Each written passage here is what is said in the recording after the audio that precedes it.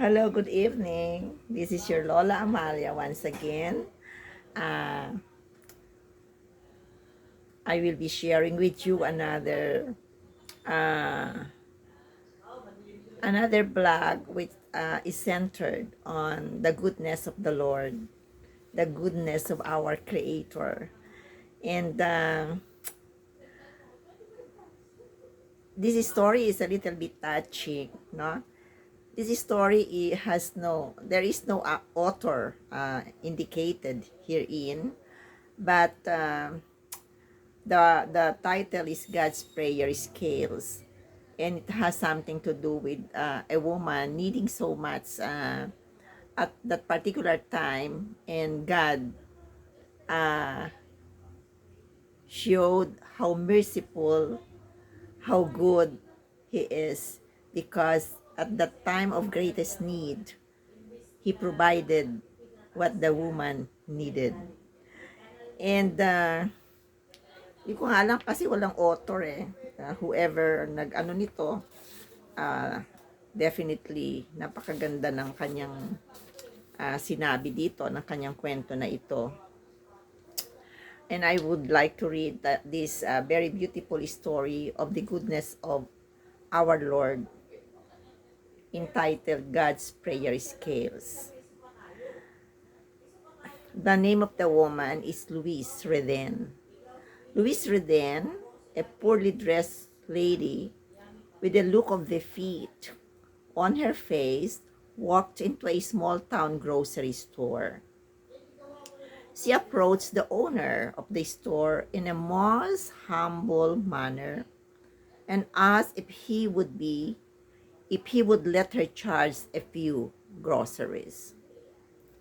She softly explained that her husband was very ill and unable to work, and they have 7 children, and they needed food. John Longwise, the grocer, scoffed at her and requested that she leave the store. Visualizing the family needs, Louis said, "Please, sir, I will bring you the money just as soon as I can." John told her he could not give her credit as he did not have a charge account at his store. Standing beside the counter was a customer who overheard the conversation between the two.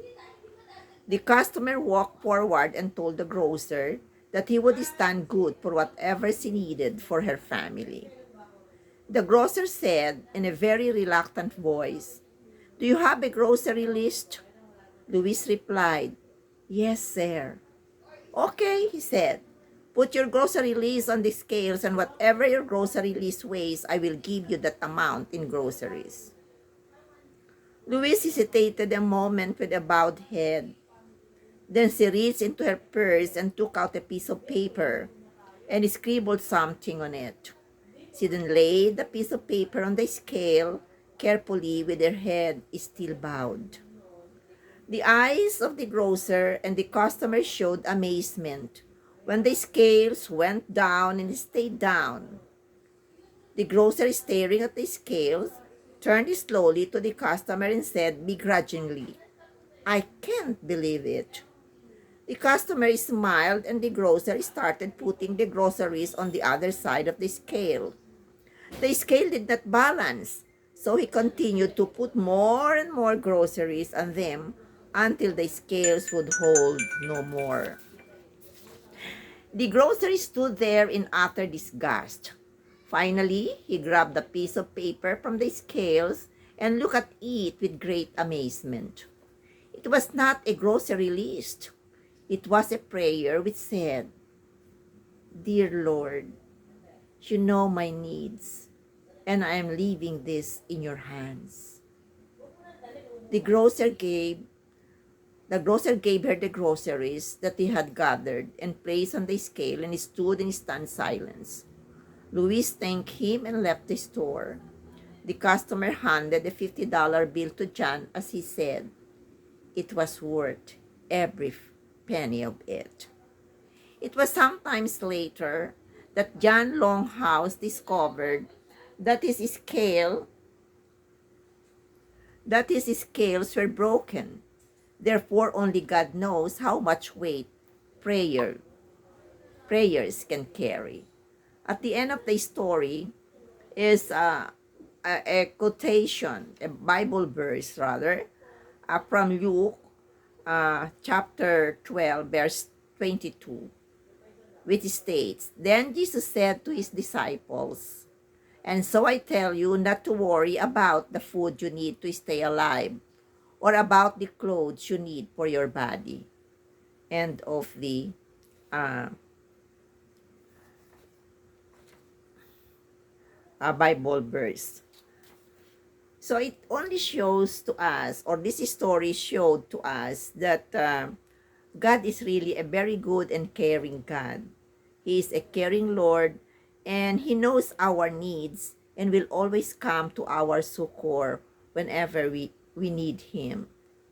And it also showed that there are really good people in this world.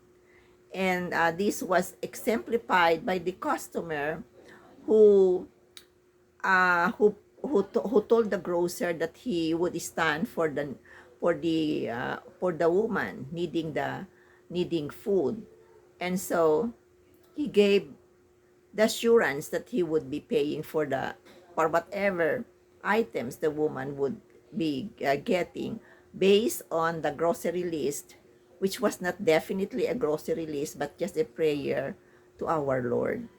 And so if we are in difficult situation, uh, let us not lose hope.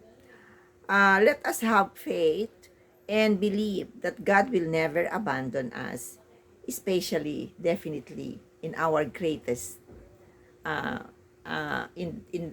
time of our greatest need.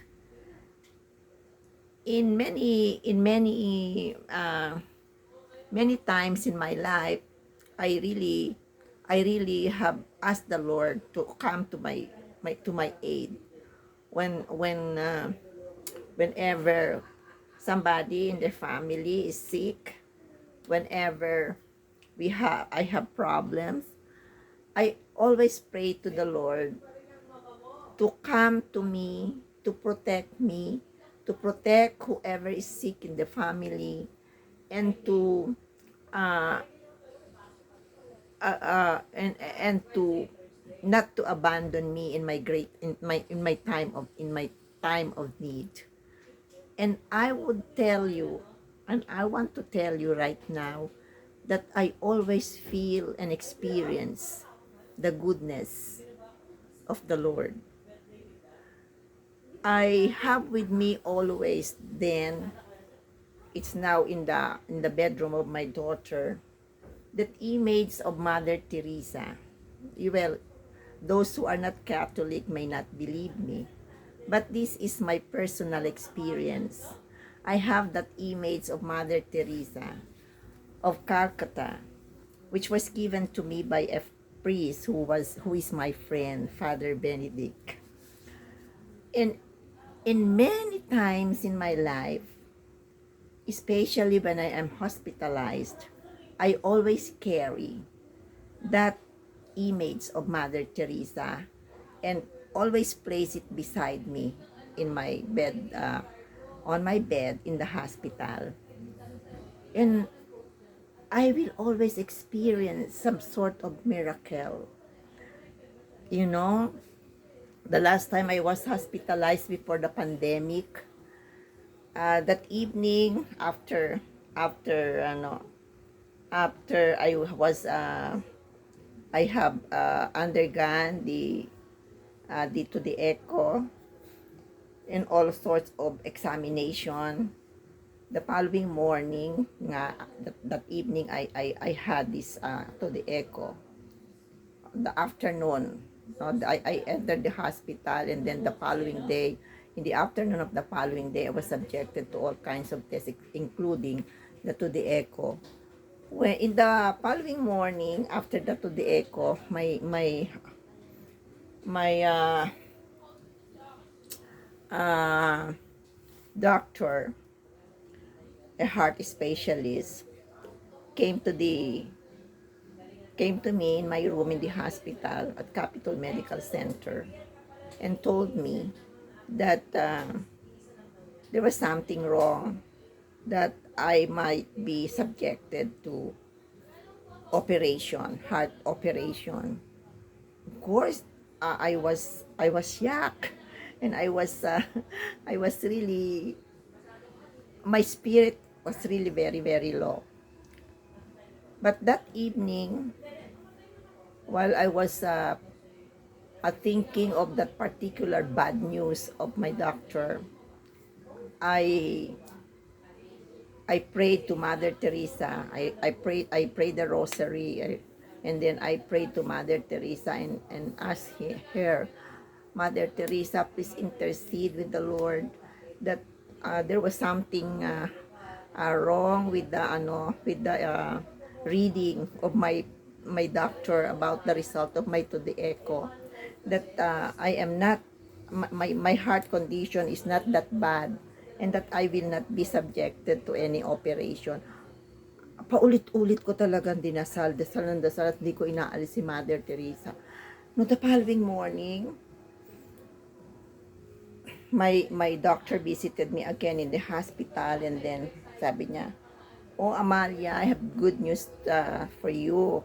I again reviewed your to the echo result, and no, you are not going to be subjected to any operation anymore."